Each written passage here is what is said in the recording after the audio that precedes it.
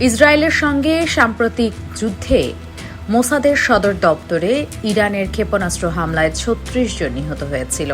৭ December রোববার Islamic revolutionary guards কর্পসের IRGC brigadier general Ali Mohammad Naeini এ দাবি করেন।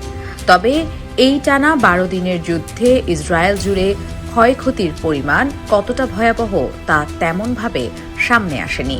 ইসরায়েলি সরকার ক্ষয়ক্ষতির তথ্য প্রকাশে গণমাধ্যমের ওপর নিষেধাজ্ঞা আরোপ করে রেখেছিল। সামরিক বাহিনীর ক্ষয়ক্ষতির যেসব চিত্র দেখেছে মূলত সেসব সামনে এসেছে।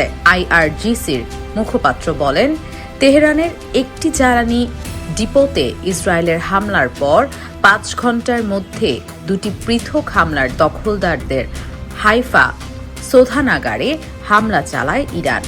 এর ফলে এই স্থাপনটি বন্ধ হয়ে যায়।